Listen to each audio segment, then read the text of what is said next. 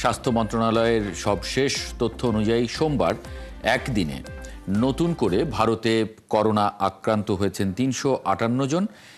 ফলে সে দেশে এখন পর্যন্ত সক্রিয় রোগীর সংখ্যা দাঁড়িয়েছে ৬,৫০০-এর উপরে। আর ভারতে করোনা সংক্রমণ বাড়লে পার্শ্ববর্তী দেশ হওয়ায় বাংলাদেশের ঝুঁকিটা অন্য বিষয়ের তুলনায় অনেক বেড়ে যায়। আমরা আজকে এ নিয়ে কথা বলবো। আমাদের সঙ্গে আছে বাংলাদেশ মেডিকেল বিশ্ববিদ্যালয়ের সহযোগী অধ্যাপক ডাক্তার মোহাম্মদ রফিকুল ইসলাম এবং বাংলাদেশ সোসাইটি অব মেডিসিনের সদস্য সচিব ডাক্তার জাকারিয়া আল আজিজ।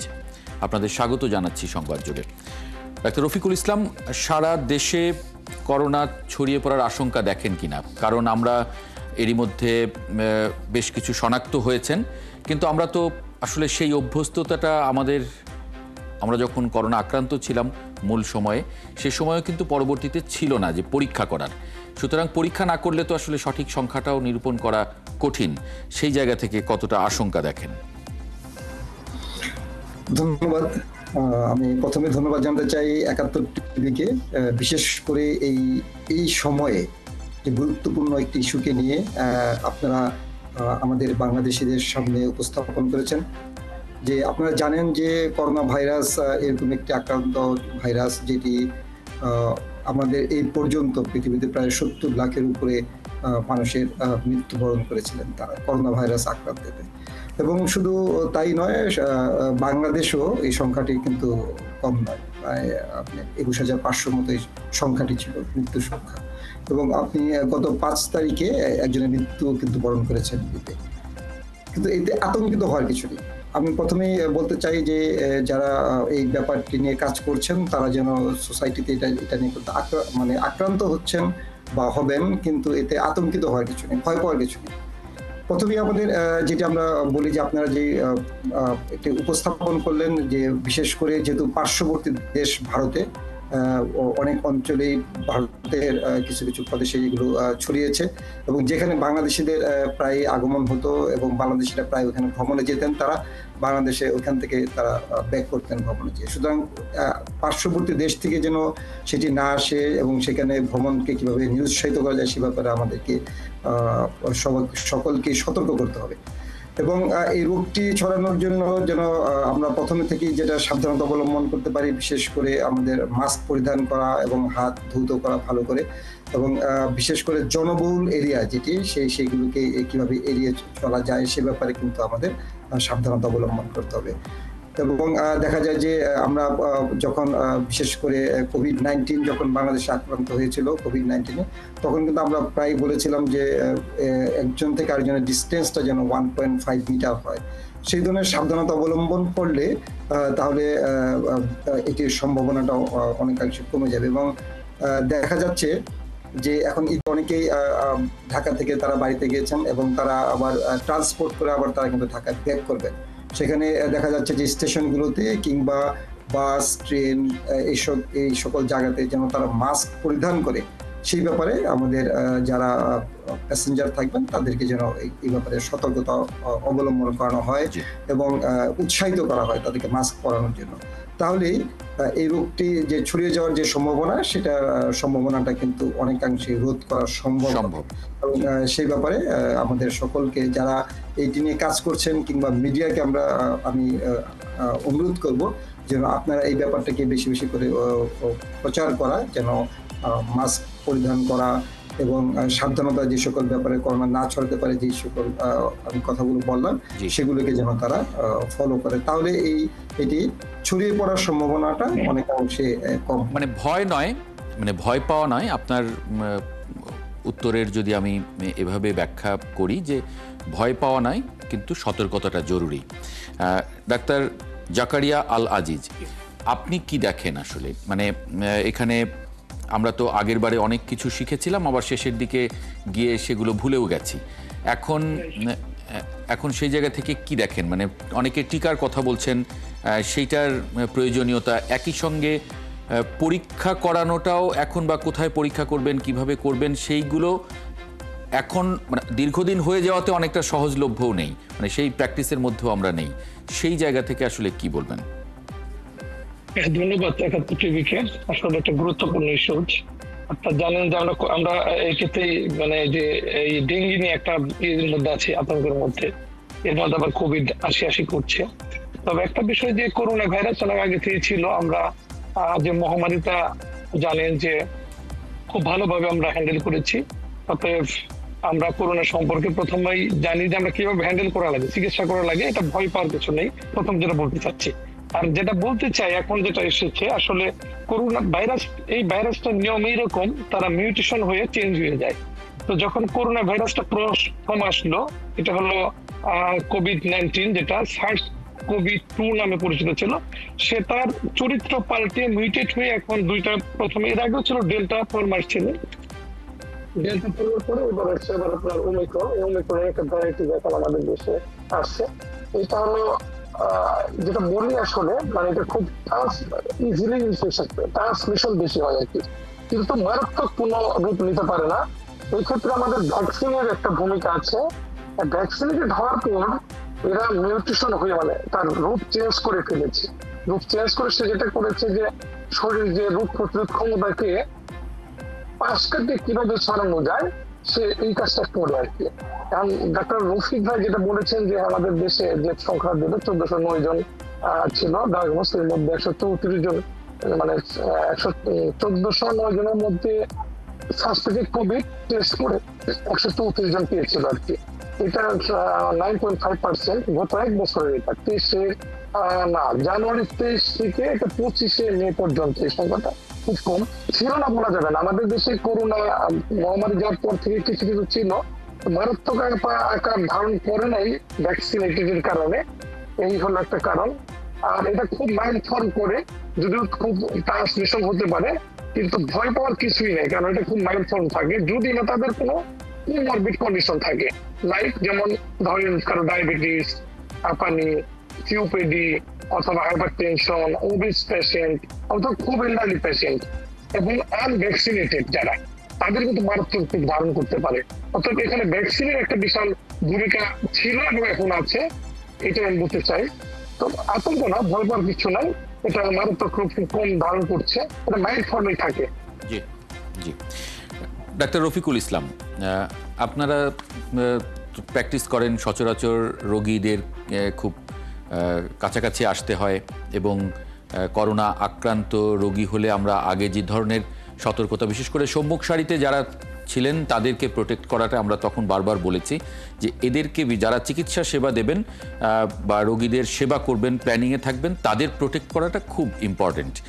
নইলে আসলে পরিস্থিতি খারাপ হয়ে গেলে বা তারা যদি টায়ার্ড হয়ে পড়েন বা তারা যদি মানে কোনো কারণে নিজেরা আক্রান্ত হয়ে পড়েন, তাহলে সেটা খুব মানে ম্যাসিভ একটা পরিস্থিতি তৈরি হয়। সেই জায়গা থেকে আসলে কি দেখেন আপনি যখন পেশেন্ট আসে, মানে হার্টটা কীরকম পাচ্ছেন? কারণ পরীক্ষা করে তো আমরা সঠিক হার্টটা আসলে আগেও পাইনি, এখনও পাবো না।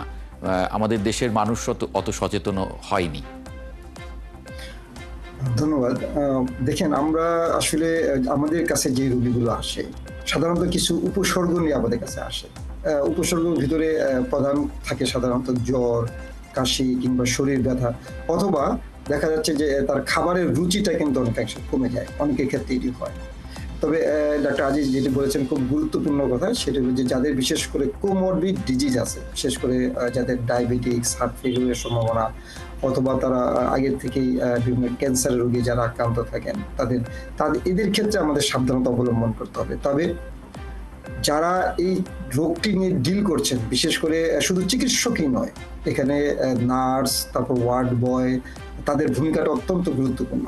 এবং দেখা যাচ্ছে যে আমরা বিশেষ করে কোভিড-19 যখন বাংলাদেশে আক্রান্ত হয়েছিল, কোভিড-19 তখন কিন্তু বাংলাদেশের চিকিৎসক থেকে শুরু করে এবং নার্স, ওয়ার্ড বয়, হাসপাতাল কর্তৃপক্ষ, তারা কিন্তু বেশ ভালো ভূমিকা রেখেছিলেন। এবং ওই সময়ও কিন্তু আমাদের অনেক ক্যাজুয়ালিটি হয়েছিল, আমাদের ডাক্তারদের অনেকেই মৃত্যুবরণ করেছিলেন। এবং আমি বিশেষ করে ওই সময়ে জুমের মাধ্যমে বিভিন্ন দেশের ডাক্তারদের সাথেও কানেক্টেড ছিলাম, তখন দেখেছি যে তারা কতটা ডেডিকেটেড। বিশেষ করে আমি চীনের একটি হাসপাতালের দৃশ্য আমার এখনো তখন মনে করে, তাদের সাথে আমরা যখন জুমের মিটিং করেছিলাম, তারা কতটুকু ডেডিকেটেড, যে তারা তখন হাসপাতালে থেকে কিন্তু সার্বক্ষণিক ডিউটি করতো, যেটিকে আমরাও কিন্তু অনুকরণ করেছিলাম এবং আমাদের ডাক্তারও কিন্তু সেটি অনুকরণ করেছিল। কিন্তু দুর্ভাগ্যের বিষয় হলো যে ওই সময়ে যেটি হয়েছিল যে কিছু নকল মাস্ক এবং নকল কিছু জিনিসপত্র চলে এসেছিল এবং ওগুলোর দাম এত বেশি ছিল যে সেগুলোকে এইটা সুযোগ নিয়েছিল অনেকেই, সরকারের অনেকেই। এবং সেই জন্য আমি মনে করি যে এই ব্যাপারে আমাদের সাবধানতা অবলম্বন করতে হবে। আমরা যেন এই সকল মাস্ক যেন সেটি যেন সঠিক হিসেবে হয়, প্রোটেক্টিভ দিতে পারে, সেই ব্যাপারে আমাদেরকে যথেষ্ট ভালো ভূমিকা রাখতে হবে। এবং ডাক্তারদেরকে বিশেষ করে আমরা পরবর্তীতে যেটা আমরা কিছুটা ওই সময়ে আমরা নিজেরাই কিন্তু কিছু প্রোটেকশনের ব্যবস্থা করেছিলাম, যেমন আমাদের রোগীর সাথে ডাক্তারদের যে ডিস্টেন্সটা, সেখানে গ্লাভস ব্যবহার করা, তারপরে যেন সরাসরি কন্টাক্টে যেন না আসা, এবং সেই সব সাবধানতা অবলম্বন করে পরবর্তীতে কিন্তু ডাক্তারদের যে আক্রান্তের হারটা কিন্তু অনেকাংশে কমে এসেছিল। এবং আমি এরকমও দেখেছি বিভিন্ন হাসপাতালে তখন ভিজিট করে ওই সময় দেখা গেছে যে ডাক্তাররা কিভাবে আন্তরিকতার সহিত যে একজন রোগীর সাথে যে ব্যবহার, বিশেষ করে অনেক সরকারি কিংবা প্রাইভেট হসপিটালগুলো তারা তাদের মুখ্য ভূমিকা তারা রেখেছিলেন।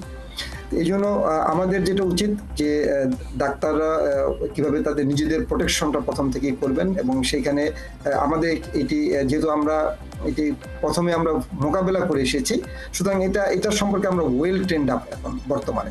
সুতরাং এই জায়গাতে তাদের আমাদের আসলে পূর্বের মতো আমাদের সেটিকে মোকাবেলা করতে কোভিড-19 নিয়ে খুব বেশি যে আমাদের বেগ পেতে হবে ব্যাপারটা তাও নয়। তবে আমি মনে করি যে এটি এখনো আতঙ্কিত হওয়ার কিছু নেই।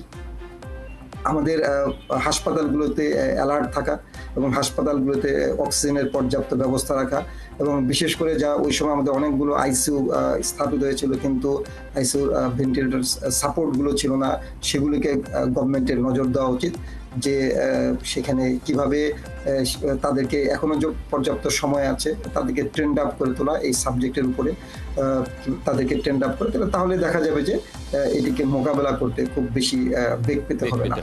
জি, ডাক্তার জাকারিয়া আল আজিজ, আপনি কি দেখেন এখন আসলে সরকারের কি করা উচিত? ডাক্তার রফিকুল ইসলাম যেরকম বলছিলেন যে এগুলো প্রস্তুত রাখা, এখন প্রস্তুত এগুলো তো আসলে সরকারের সাপোর্ট ছাড়া সম্ভব নয়, সেই জায়গায় আসলে স্বাস্থ্য মন্ত্রণালয় বা সরকার কিভাবে প্রস্তুতি নিতে পারে? আমরা আসলে ডাক্তাররা তো স্বাস্থ্য মন্ত্রণালয়ের একটা অংশ, আমরা সবাই এটা যাতে মোকাবেলা করতে পারি তার জন্য প্রিপেয়ার থাকতে হবে। আমরা যেমন ডেঙ্গুর জন্য আমরা ঢাকা মেডিকেল কলেজে আমরা একটা ওয়ার্ড করেছি, আছে প্রত্যেক হসপিটালে, এবং আমরা ফিভার ক্লিনিক করার জন্য একটা চিন্তা ভাবনা করছি, যেটা ফিভার। দেখেন আমাদের বুঝতে হবে যে আসলে আলাদা করতে হবে যে এটা কোভিড কত পার্সেন্ট, কিন্তু কোন পার্সেন্ট, ঠিক আছে, ভয় পাওয়ার কিছু নয়, সাধারণ সর্দি কাশির মতো আসে।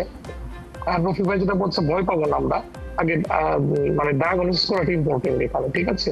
আমাদের প্রত্যেক হসপিটালে আমরা আগে যেহেতু একটা মহামারী ম্যানেজ করেছি, আশা করি এটা মহামারীর রূপ মানে এখনো ওইরকম কোনো আমরা পাই নাই যে মহামারী নিতে পারে, খুব অল্প সংখ্যক ক্রিটিক্যালি হচ্ছে। আমরা জানি যে এটা কয়েক ধরনের আছে, সাধারণ ইলি বলি যেটা ইনফ্লুয়েঞ্জা লাইক একটা কয়েকটা ক্যাটাগরি আছে আর কি, যার মধ্যে একটা নিউমোনিয়া নিয়ে আসছে, সিভিয়ার নিউমোনিয়া, আর ক্রিটিক্যালি হয় যেটা আমি বলতেছিলাম যে কোমরবিড যাদের থাকবে তাদের ক্রিটিক্যালি হবে, একটা পার্সেন্টেজ আইসিইউ সাপোর্ট লাগে, যেটা রবিটাই খুব ভালোভাবে বলতেছিলেন আইসিইউর বিষয়ে, যেটা আমরা ওই সময় তো আসলে কি করবো দিশাহারা ছিলাম ওই মহামারীটা ম্যানেজমেন্ট করার জন্য। আমরা আসলে প্রত্যেক হসপিটালে একটা করে আইসিইউ করেছিলাম, কিন্তু ভেন্টিলেটর ছিল না, আসলে একটা ঝামেলা ছিল। আরেকটা ব্যাপার আমি বলি, পার্সোনালি আমি কোভিড ডিউটি করেছি তখন কোভিড ওয়ার্ডে, পিপিইর যে ব্যবহারটা এই সম্পর্কে আমি বলি অ্যাকচুয়ালি, ওটা ওই সময় আমাদের গাইডলাইন ছিল, আমরা খুব আতঙ্কিত ছিলাম।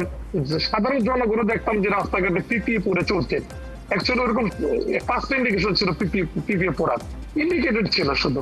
আমি যখন ডিউটি করতাম, আমি আমার কথা বলি, শুধু আইসিইউ এবং কোভিড পজিটিভ কেস ওখানে আমি পিপিই পড়তাম, আদারওয়াইজ আমি শুধু যেটা রোগীকে বলতেছিলেন মাস্ক পরা, যেটা নর্মাল হাইজিন যেটা আমরা বলি, যে 3 fit distance, hand washing, cupping etiquette, এই যে সাধারণ স্বাস্থ্যবিধি যেটা আপনি এটা মানে 90% কাভার হয়ে যায় এখানে আমাদের, যেহেতু টায়ারিনে ভাইরাস, এটা হ্যান্ড ওয়াশ ঠিক মতো করলে এটা ধ্বংস হয়ে যায় আমরা জানি। অতএব যে ভয়ের ব্যাপারটা আমি বলতেছিলাম, যে আমি যখন দেখলাম যে 5টা ইন্ডিকেটেড ছিল পিপিই পরার জন্য, যেমন কোথায় করবেন আপনি আইসিইউ, কোভিড পজিটিভ ওয়ার্ড, অথবা যারা ফরেনসিক মেডিসিন যারাই করবে ওইটা ডেড বডি গুলাকে কাটছাট করবে, অথবা যারা নিয়ে যাবে ট্রান্সপোর্টার, আর তাদের সাথে কিন্তু এটা পড়ার কথা ছিল না, কিন্তু আমরা কি করতাম, ওটা পুরো বাজারে যাইতাম। আর ভয় আতঙ্ক ছিল একটা, যে আতঙ্ক তৈরি করেছিলাম, এটা ঠিক না। আর একটা বিষয় বলে যে আইসিইউ ব্যাপারটা যে একদম সুন্দর ভাবে তুলে ধরেছেন, যে এতগুলো আইসিইউ হয়েছিল তখন আসলে অন্য উদ্দেশ্য ছিল, আমি জানি না কেন, খুব একটা ব্যাপার হয় নাই, আইসিইউ ভেন্টিলেটর ছিল না, এটার ভয় আতঙ্কের কারণটা হয়েছিল। কিন্তু এইবার আমি আশা করি যে যেহেতু আইসিইউ গুলো আছে, আমরা প্রপার ট্রেনিং দরকার, আমাদের সচেতনতা তৈরি করা দরকার আমাদের। পেশেন্ট যদি জানে যে আমার কি করতে হবে, এটা খুব ইম্পর্টেন্ট। অল্প অসুস্থ হলে তাকে হসপিটালে যাওয়ার দরকার নাই, এই জিনিসটা আমাদেরকে সবাইকে জানানো উচিত। মাইল্ড ফর্ম ইনফেকশন, আমরা যেটা ভয় না পেয়ে বাসায় থাকি। যে সিভিয়ার, এখন সিভিয়ার খারাপ হলো বুঝবেন কিভাবে, এটা তো সহজ বোঝাই যায় যে আমার একটা কাশি বাড়তেছে, জ্বর বাড়তেছে। রফিক ভাই যেটা বলতেছিলেন, সাধারণ সর্দি কাশি থেকে যখন দেখবেন যে একটা রোগী জিমিয়া পড়তেছে, স্যাচুরেশন ফল করতেছে, কোন রেসপিরেটর ফেল করতেছে, সাধারণ মানুষ দেখলেও বুঝতে পারেন যে রোগীটা খারাপ হয়ে যাচ্ছে। ইন দ্যাট কেস আপনি তাকে হসপিটালাইজ করতে পারেন। আর আদার্স সে বাসায় থাকতে পারবে, জাস্ট 3 ফিট দূরত্ব, হ্যান্ড ওয়াশ, কাপে টিকেট, এইসব মেনটেন করা আর কি। সাধারণ যে হাইজিন, স্বাস্থ্যবিধি মেনে চলা, সচেতন হওয়া, এটা ইম্পর্টেন্ট। এগুলো তো আমাদের জানাই আছে, গতবারের অভিজ্ঞতা থেকে আমরা তো সব জানি, সেগুলো আবার নতুন করে আমাদের মানে জীবনে অভ্যস্ত করে তোলা বা অভ্যস্ত হয়ে ওঠা। অনেক ধন্যবাদ ডাক্তার জাকারিয়া আল আজিজ এবং ডাক্তার রফিকুল ইসলাম, আপনাদের দুজনকে যুক্ত হবার জন্য সংবাদ যুগে। এই ছিল আজকের সংবাদ যুগে। আগামীকাল ঠিক রাত 10টায় আবারও দেখা হবে নতুন কোনো বিষয় এবং তার বিশ্লেষণ নিয়ে। ৭১-এর সঙ্গে থাকুন।